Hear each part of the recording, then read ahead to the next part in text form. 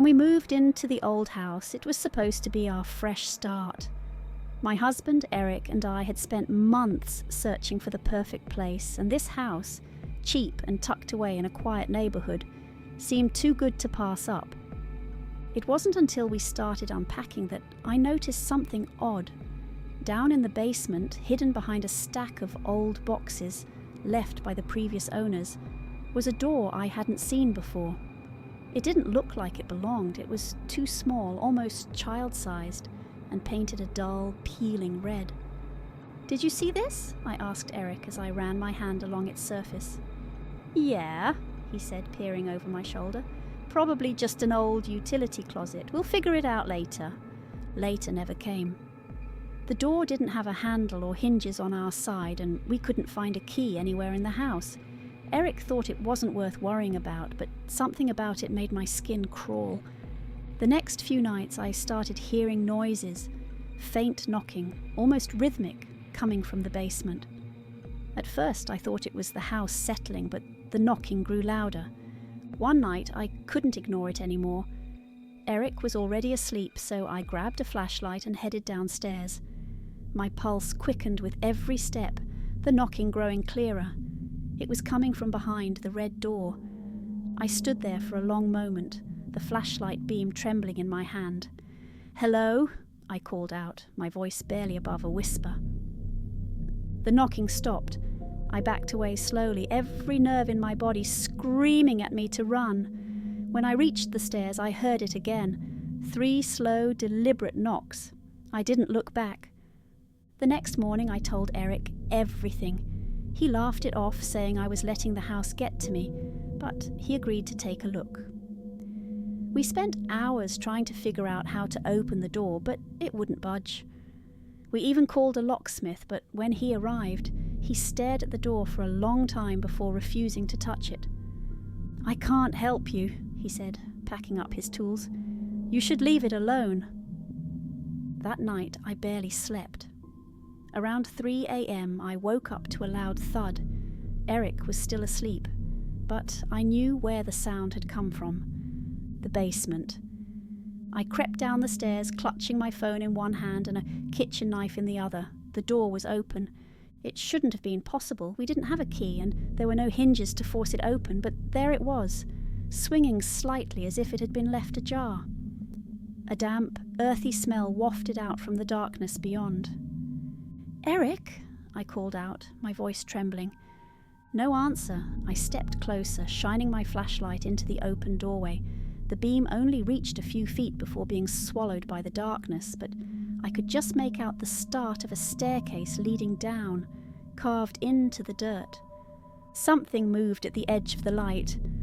I stumbled back, nearly dropping the flashlight. The knocking started again, slow, deliberate, coming from somewhere far below. I ran upstairs, shaking Eric awake. He groggily followed me down, mumbling about how we were probably imagining things, but when he saw the open door, his face went pale. "What the hell?" he muttered. Before I could stop him, he stepped inside. "Don't!" I shouted, but he was already halfway down the staircase. The knocking grew louder, echoing up the narrow space. "Eric!" I called after him. There was no response. Then suddenly the door slammed shut. I screamed, pounding on it, trying to force it open, but it wouldn't budge. From the other side I could hear Eric's voice, faint, distant, calling my name. "Eric! Eric! I'm here!" His voice faded, replaced by the knocking. That was 2 days ago. The door is locked again, just like before. Eric is gone, but sometimes late at night I hear him calling my name, and every time the knocking gets a little closer.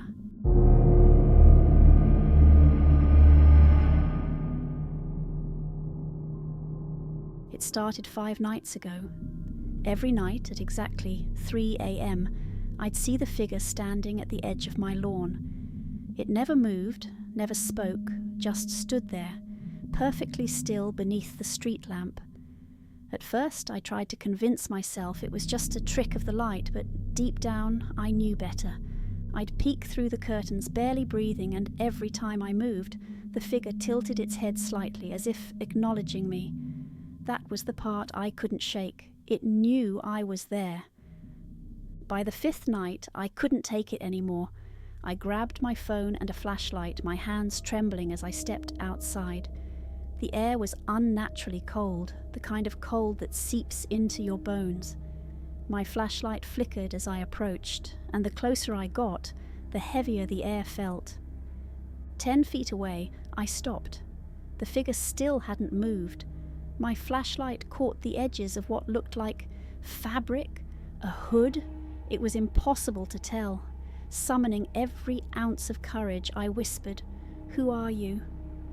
No answer. Suddenly my phone buzzed in my pocket, nearly making me drop the flashlight. It was a text from my own number. "Don't turn around!" I froze. My pulse thundered in my ears. Slowly I glanced back toward the house. Through the window I saw myself standing in the living room, peering out from behind the curtains. But I was outside. Panic set in. I whipped around to face the figure, but it was gone. I looked back at the house, and the me in the window smiled. That was the last thing I remember before waking up in my bed, drenched in sweat. It's 2:58 a.m. now, and I can already feel it. Something's watching me. Only this time, it's closer.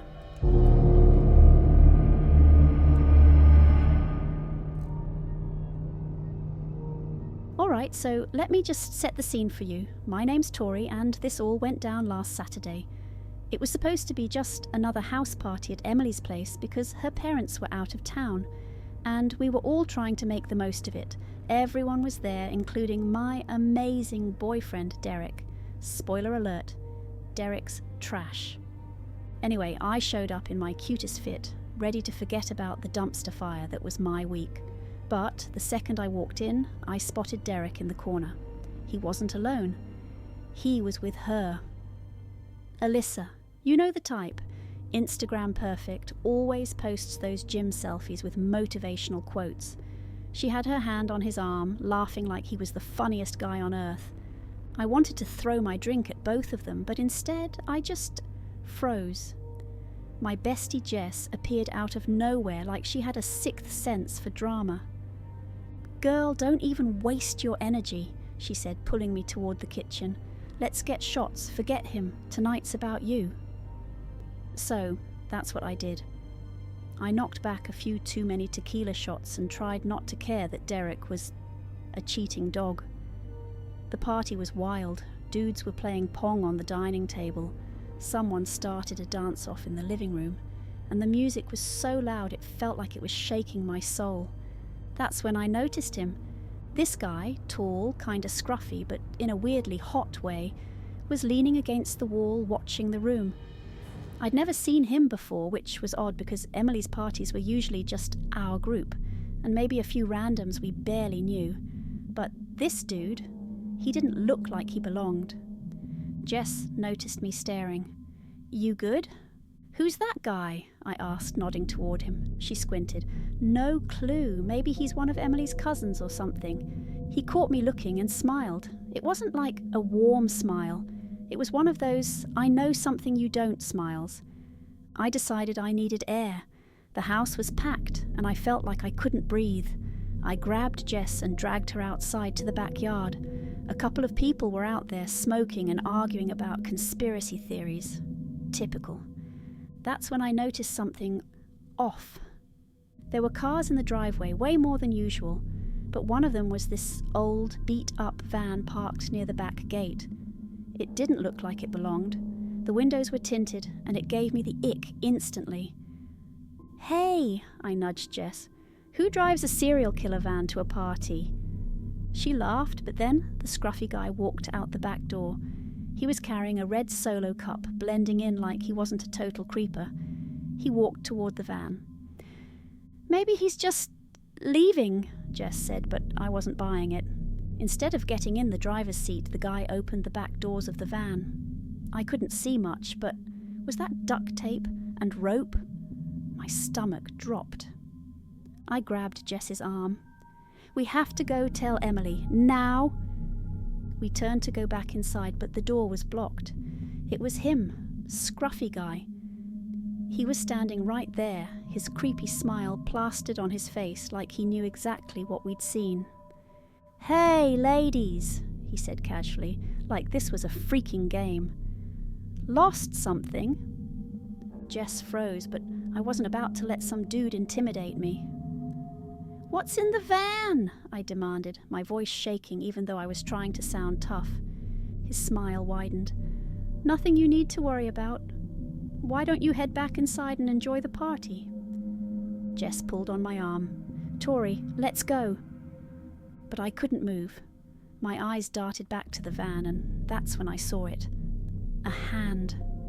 Someone's hand pressing weakly against the back window. "Oh my God," I whispered. I yanked Jess's arm and ran.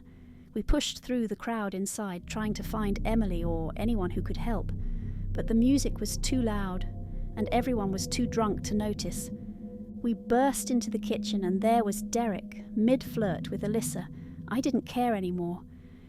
"Derek!" I yelled. "There's someone outside. He's kidnapping people." He rolled his eyes. "Tori, you're wasted. Calm down." I wanted to scream. Jess was shaking and no one seemed to believe us. That's when the power went out. The music cut off and the house plunged into darkness.